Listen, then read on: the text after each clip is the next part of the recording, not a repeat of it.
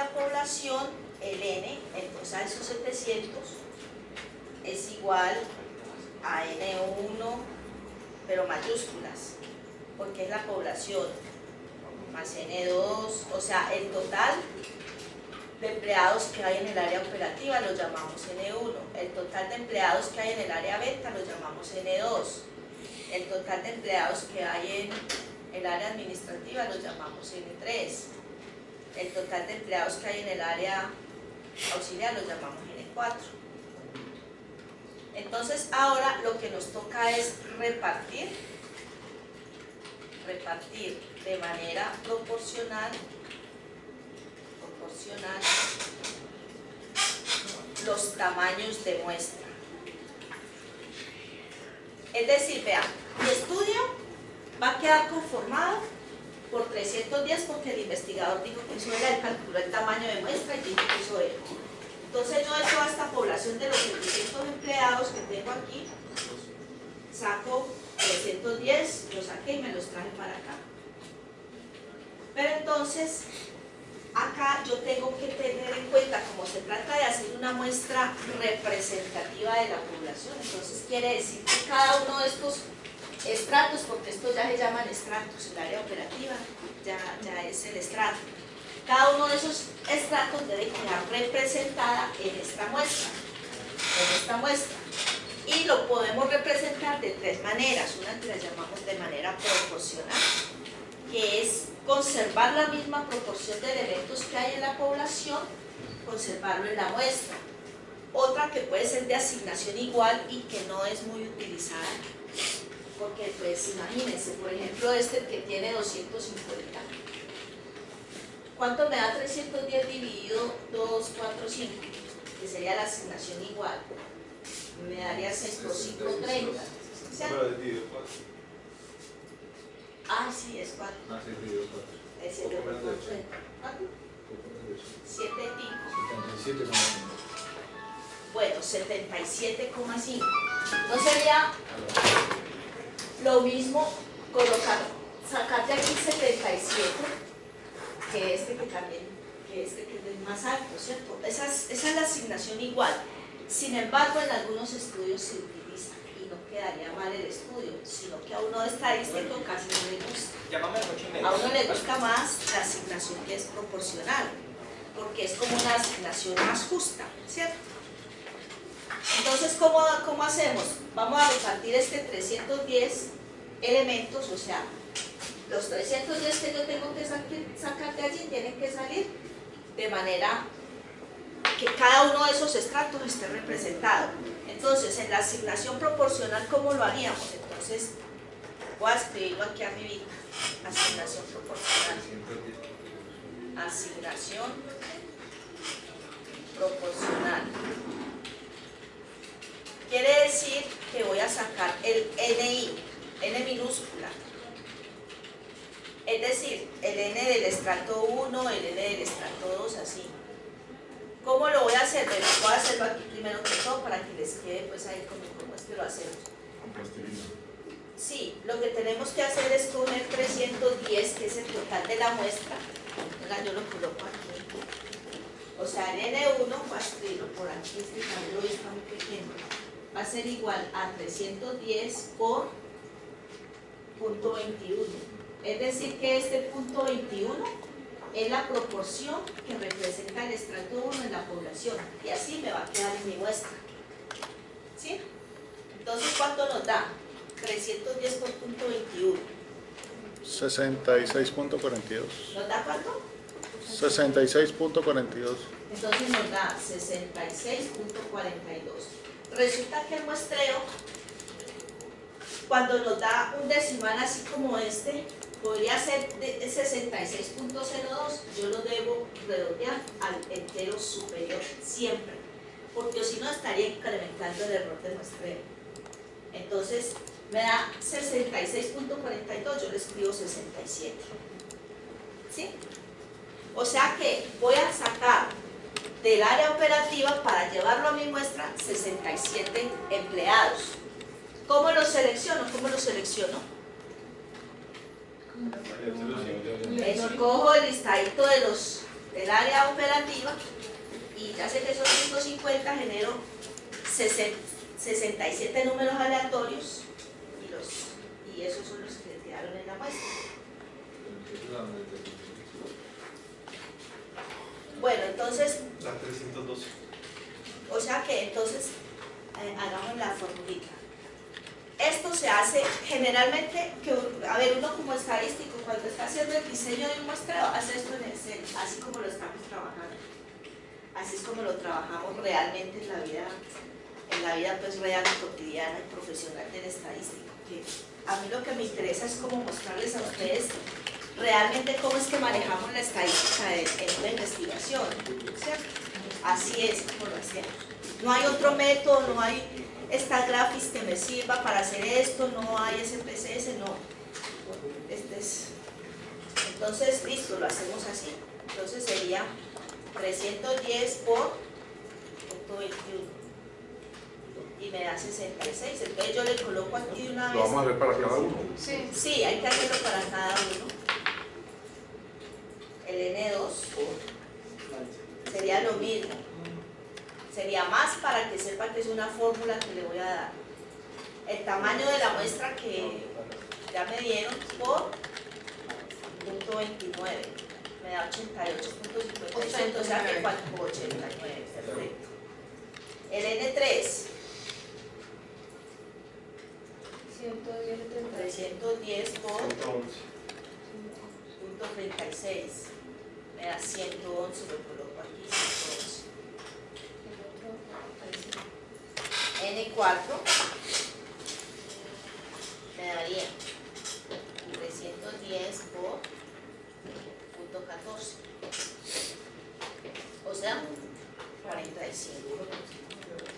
No importa que yo me pase aquí un poquito, unas 2, 3 unidades más, no importa. Por ejemplo, eran 310, me pasé en 2. Lo grave habría sido que me hubieran quedado 66.42, no existen 66.42 personas. Como se trata de personas de unidades, porque así sean animales, no hay 66.42 animales, no hay 66.42 máquinas. Allí, si yo no corrijo, si yo no llevo al entero superior ese resultado que me da allí, entonces incremento el error de muestreo, que ahorita vamos a ver cómo es el error de muestreo. O sea que ese primer punto, por ejemplo, queda resuelto de esa manera con asignación proporcional. O sea que yo voy y selecciono aleatoriamente 67 empleados del área operativa, 89 y así como. Y esa asignación proporcional también no hay una fórmula de cifras, no funciona. No, no la hay. Eso es casi como manual. Y ahora la asignación igual, ya ustedes la hicieron ahorita, ¿sí o no? ¿Cuánto fue que le dio? La asignación igual sería coger 310 y dividirlo entre los estratos, o sea, en este caso 4. Bueno, entonces serían 78. Todos serían 78. 310. Y me darían también 312. 310 dividido El número de estratos, son 4 estratos. Esa es la asignación igual.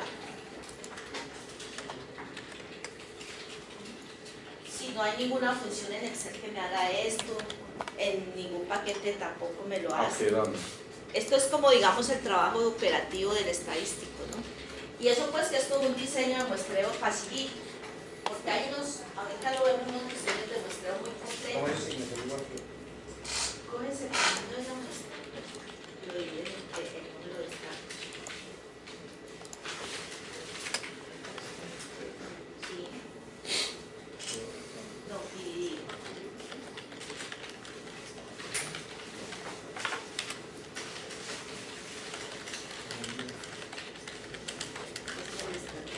El tamaño de la muestra entre 4 es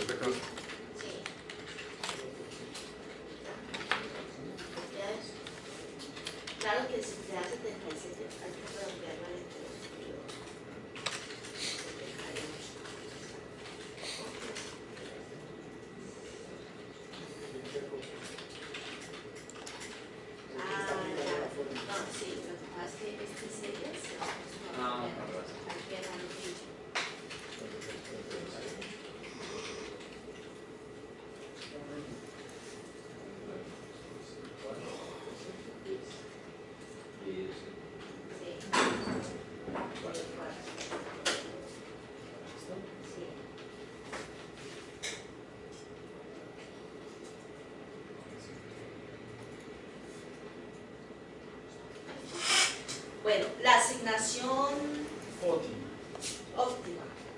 Esa asignación tiene en cuenta los costos y otros detalles del muestreo. Por ejemplo, si nosotros vamos a hacer un muestreo a personas que son, por ejemplo,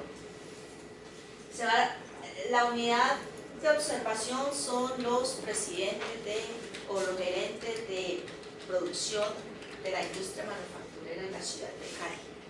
O sea que es el gerente, es el que va a ser encuestado, ¿cierto? El gerente. Entonces, para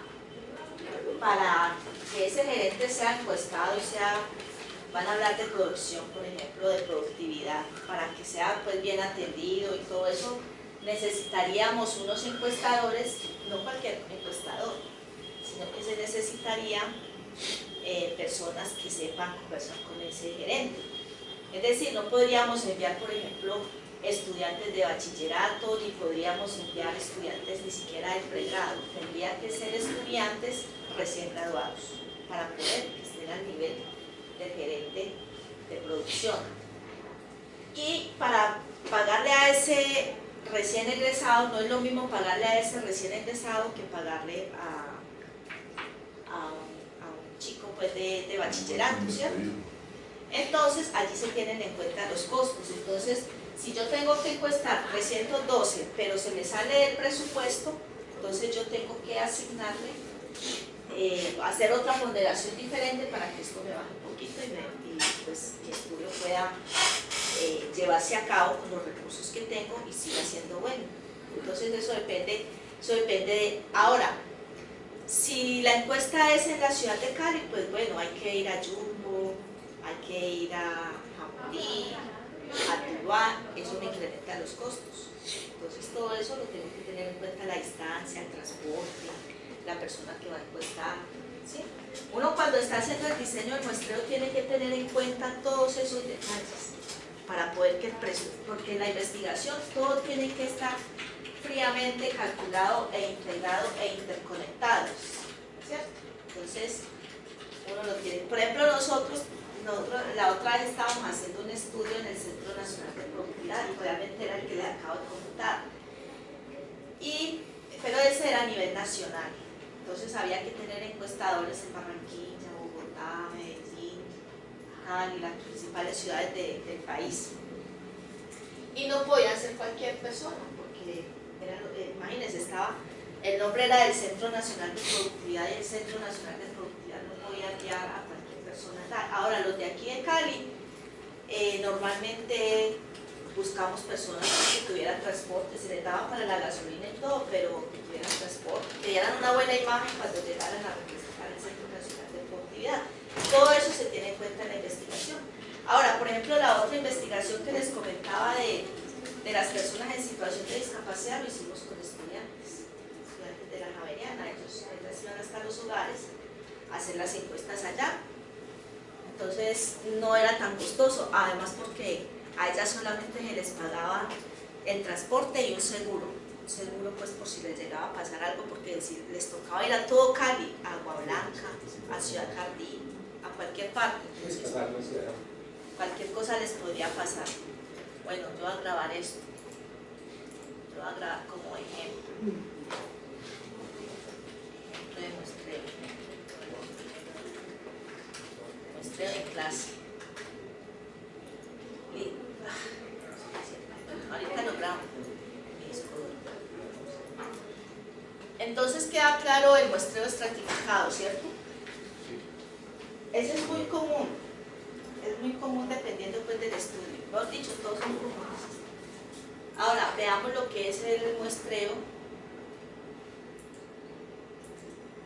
sistemático, que el muestreo sistemático simplemente es también como una forma de seleccionar, escoger y formar de todo el marco muestral. Por ejemplo, el marco muestral que les mostré ahora, de 1510, y si el tamaño de la muestra es, por ejemplo, ¿de qué? ¿Qué cosa? 1510. O sea, por ejemplo, el NNS es de 1510. Y supongamos que el tamaño de la muestra sea de 420. Entonces yo lo que tengo que hacer es grupitos, donde yo coja el 1510 y lo divida entre 420. ¿Cuánto me da esto? ¿Cuánto me da? 3. 3 y pico. 3.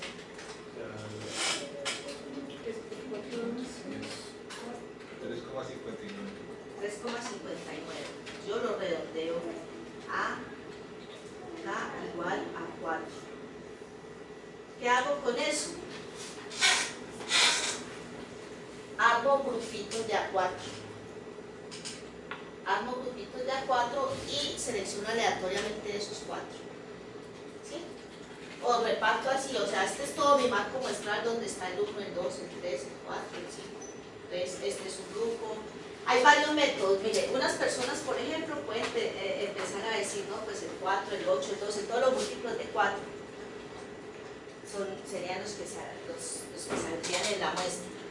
Otras personas dicen, no, yo divido para evitar pues cualquier tipo de sesgo, porque esto normalmente está en una secuencia, bien sea por orden de código, bien sea por nombre, por alguna secuencia de la. Entonces, para evitar introducirle sesgo a la muestra, entonces uno lo que hace es generar un número aleatorio del 1 al 4, entonces aquí me salió el 2, por aquí vuelvo y genero, me sale el 3. ¿Sí? O también pueden generar un número aleatorio y ahí sí empezar 2, 6, 12, 12, 10, de a 4 en 4. Ese es el tipo de muestreo sistemático. Es una forma de seleccionar. No es como el muestreo estratificado, que miren que el muestreo estratificado sí tenemos que hacer unas operaciones y unos análisis más. Pero se parece al aleatorio. Se parece al aleatorio, sí. Exactamente. Y está el otro muestreo. ¿En qué consiste lo sistemático? Es que lo sistemático precisamente consiste en que usted va, si empieza a contar 4, 8, 12, eso es 1. Por eso se llama sistemático. O si saca muestreo un número aleatorio, en eso consiste la sistematización, digámoslo así. Y muestreo por conglomerados, que ese muestreo por conglomerados es el que usa, por ejemplo, el DANE, que es cuando la población está dispersa en áreas geográficas. Y allí hay que utilizar hasta los mapas para poder llegar a la unidad de observación. Ahora, a veces, por ejemplo, se utiliza el muestreo por conglomerados, aunque no estemos en unas grandes áreas. Por ejemplo, si vamos a hacer un muestreo, por ejemplo, de productos en la 14, aquí en la almacén de la 14, entonces uno va a la 14 y encuentra que, por ejemplo, está el supermercado, un área ahí, y el supermercado tiene unas góndolas. Por aquí están los lácteos, por aquí están los granos, por allí están las verduras, ¿cierto? Entonces tienen unas clasificaciones, entonces uno a eso lo puede llamar conglomerados. Y luego también se llama, mira, ahí dice también muestreo bietápico o multietápico, porque dentro de esos conglomerados uno selecciona otras unidades más pequeñas. Miren, le voy a hacer una muestrita así al grosso modo de la de, por ejemplo, el DANE. ¿Cómo hace el DANE? El DANE divide, coge el mapa, coge todo eso que lo necesito ahorita más tarde. Coge el mapa y yo como no sé dibujar, entonces me toca hacer algo así. Ustedes se imaginan que eso es un mapa donde están los departamentos. ¿Cuáles son los departamentos? ¿Cuántos son? ¿Cuántos? 2. Como 32, ¿cierto? Todos esos son departamentos. Entonces van a hacer, por ejemplo, el estudio de hogares. Hogares, imagínense, hogares es la unidad. ¿Cuánta importancia y cuántas comisiones? Entonces lo que se hace, por eso se llama multietápico o bietápico, lo que se hace es calcular o decidir, porque eso también se puede decidir. Por ejemplo, el DANE puede decir, no, yo voy a hacer el estudio solamente en los principales departamentos, que son Antioquia, Valle, Cundinamarca, Atlántico. Esos son como los 4, ¿cierto? Entonces selecciona los 4 de ahí. O simplemente dice, no, como son 32, vamos a trabajar con 20 o con 15. Entonces, listo, los seleccionan aleatoriamente, salió este por aquí, supongamos esos 4. Antioquia, Valle, Cundinamarca y todo. Entonces, dentro de ellos tienen que empezar a mirar cuáles son las ciudades principales. Entonces, por ejemplo, en Valle, ¿cuáles son las ciudades principales? Tuluá, Buga, Tuluá, Buga, Palmira, Jamundí, La Unión, todos esos pueblitos, todo eso. Claro que depende del estudio también, ¿cierto? Depende del estudio, de los criterios que hayan ahí. De estos que hay en el departamento del Valle, seleccionan unas ciudades. También hay que mirar cuántas ciudades se van a seleccionar, eso se calcula. Entonces supongamos que seleccionaron estas 6 ciudades, 6. Ahora, dentro de esas ciudades tienen que empezar a mirar las comunas. Entonces empiezan a mirar, y eso es todas las ciudades que seleccionaron, en esta. Empiezan a mirar las comunas. Luego de que miran las comunas, empiezan a mirar los barrios, luego de los barrios, las cuadras, luego de las cuadras, las manzanas, las cuadras, las calles y por último los hogares. Ese es el muestreo por conglomerado. Y hay muestreos así que, vea, bueno, ese no, pues casi no lo utilizamos mucho. Y hay muestreos complejos, que eso hay unos muestreos horribles, que no le toca a uno empezar a mirar a ver cómo lo va a hacer. De verdad que sí, por ejemplo, los biólogos le dicen a uno, no, mira, ven, lo que pasa es que estoy haciendo un estudio de las hormigas. Las hormigas que van a la Universidad del Valle, entonces en un árbol pueden haber 4 o 5 hormigueros, pero no en esos hormigueros no van las mismas hormigas, son de diferentes clases. Y bueno, muy pocas cosas ahí lo más raras, entonces le toca a uno ponerse las pilas a ver. ¿Por qué no les toca hacer de psicólogos? Sí, también. Terribles. Con psicología es con quien más he trabajado. No considero. ¿Por qué? No, ya ven que es lo más de bueno. Bueno, eso es como...